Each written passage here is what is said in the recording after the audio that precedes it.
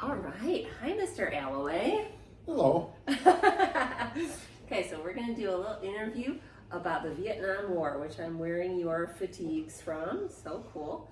So the first question is, and Piper's going to be a part of it, what was it like? Well, first of all, Vietnam is in Southeast Asia, and it's very hot and humid there, and it's a beautiful country, very green. It's just stunning to look at.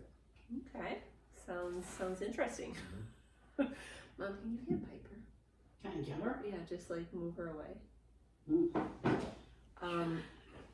What food did you eat? Well, depends on where I was at any particular time when we were eating, but when we were out in the field, we had sea rations, and sea rations are canned items that they were left over from the Korean War, and we just got whatever we got, and there was a variety of different things in the sea rations, and none of it was very good. No? No. But it was food, and it was, you could sustain life. It was enough. Did you feel like full? Yeah, oh yeah. Yeah. Oh, okay. Mhm. Sea rations. Yum. Okay. How old were you? I was 20 years old. 20 years old. So you had graduated high school. Yep. And Then I started my job, and then I got drafted. okay. Did you have loyal friends? Yes, many loyal friends. Everybody there was in the same boat, basically, and we all enjoyed each other's company and protected one another. I would think that would be really important. How many trips did you go on? Well, I went on many trips, all different types of trips. I went on a lot of helicopter trips where they would just take us to areas of the country where they knew the enemy was active, and we would fly in and hopefully try to surprise them, although it was never a surprise. Helicopters make a lot of noise, and they would drop us off, and we would go search for the enemy. Oh. Were you afraid?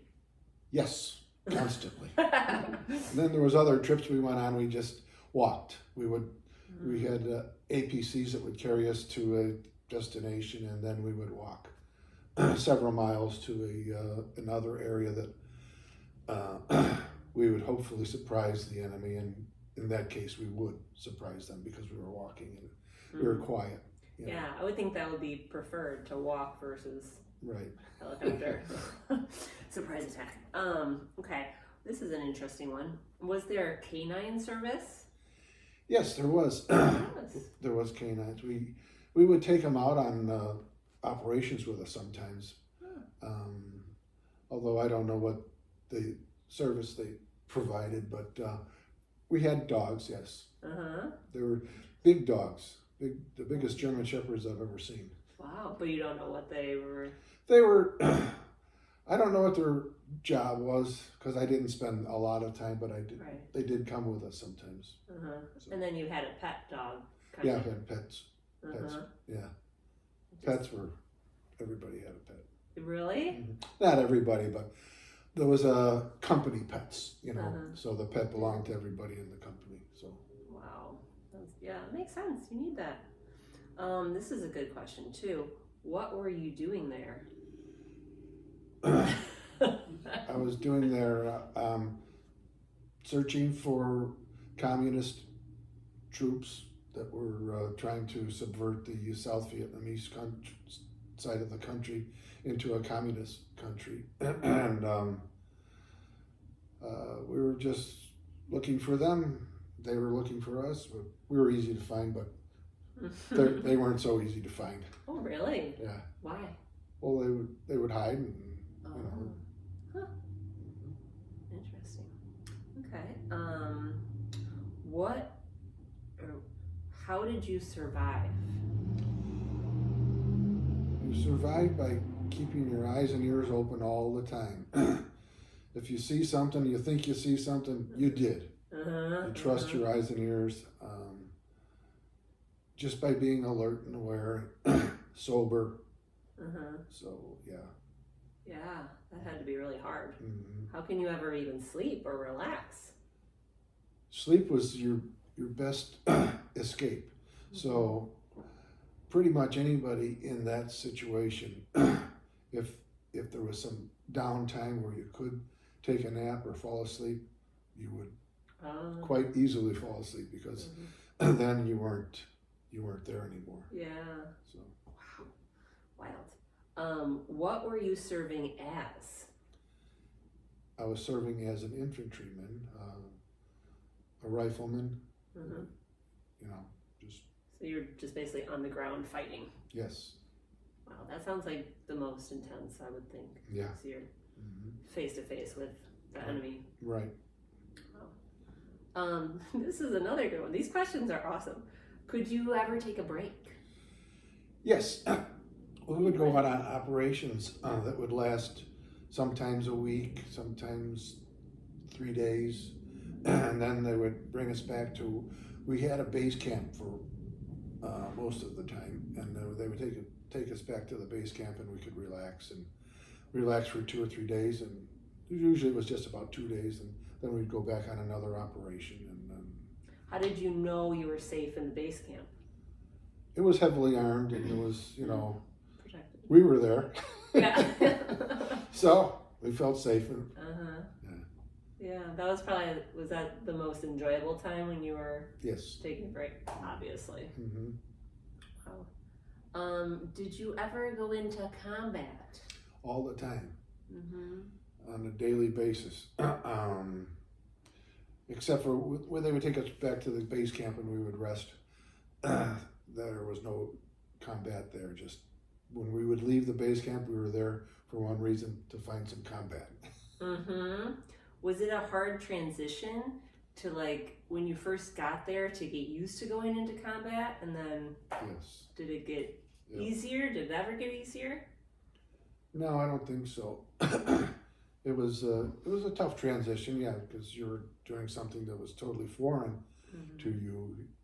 You don't think about that kind of stuff, Yeah, and it's not like you wanted to do that. You were drafted. You had to. Yeah. Okay, so the next one, this is that perfect lead-in. Why were you in the military? I was drafted. What does that mean? Drafted, that means if the country gets to the point where there's not enough soldiers in the Army, they just draft from the general population of people.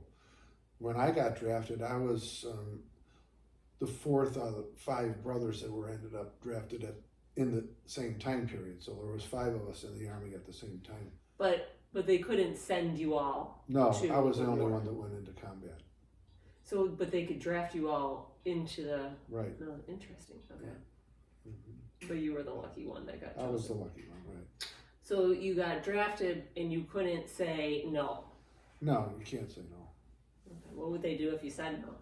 Come and get you? They would put you in jail. Wow.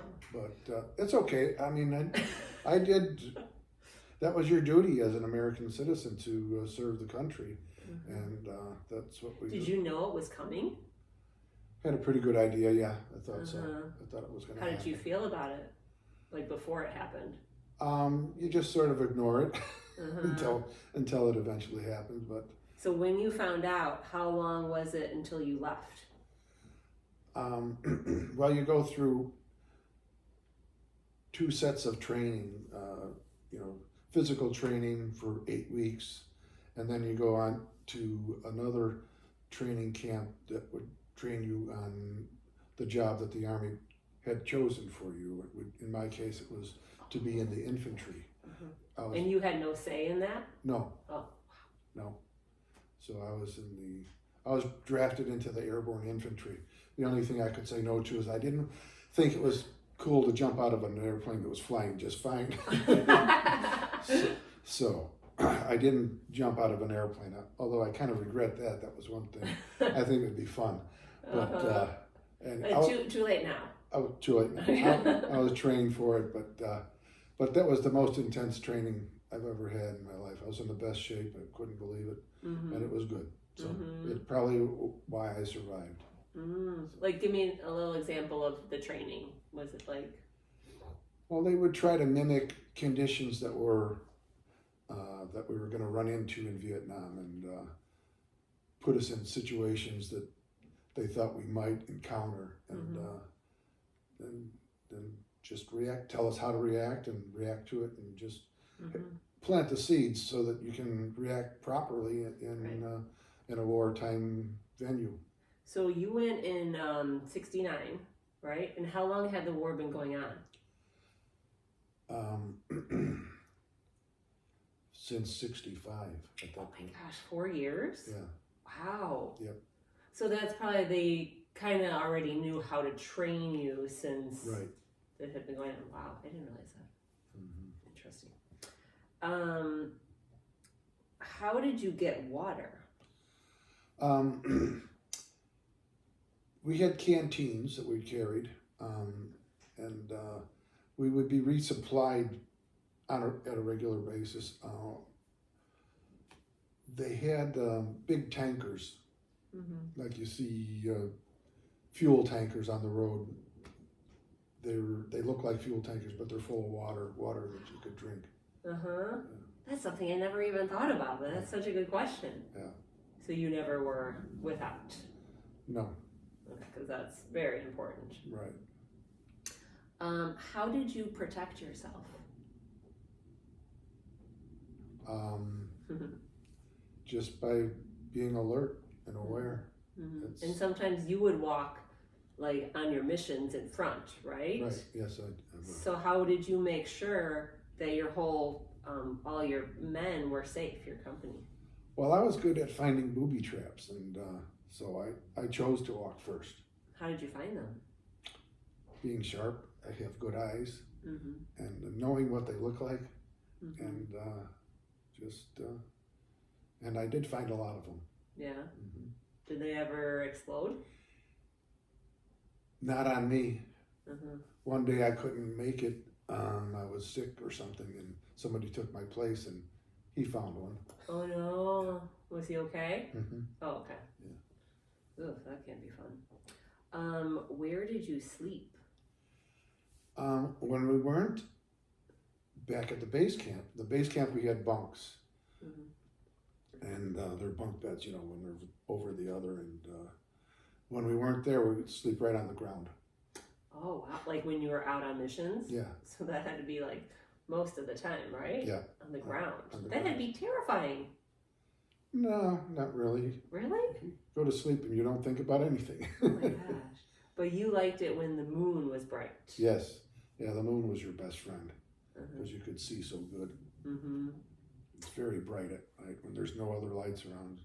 The moon helps. Yeah. Mom, do you have any questions? No, is she okay there? Yeah, she's okay. She's part of the interview. Piper, do you have any questions? I thought of something I wanted to say, but I didn't want to say it. No, I don't remember. So what would you say was your biggest, what did you learn from being in war?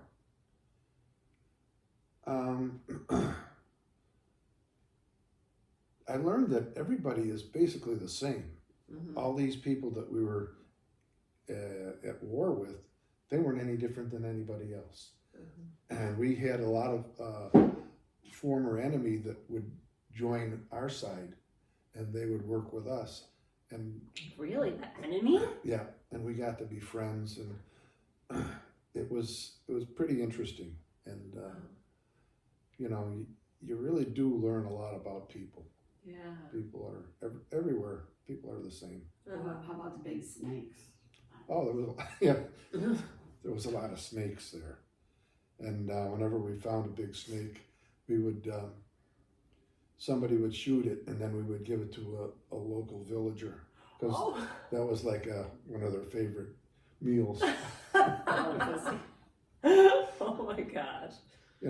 Freshly killed snake. They like that. Did you ever? When you were sleeping on the ground, that's what you could worry about. No, yeah, every now and then you'd wake up and you think there's a snake in your, you know. In your sleeping bag? We didn't have You sleeping didn't bags. have No. sleeping bags. We had ponchos, Oh my gosh. which was a vinyl, Uh-huh. covering of some kind.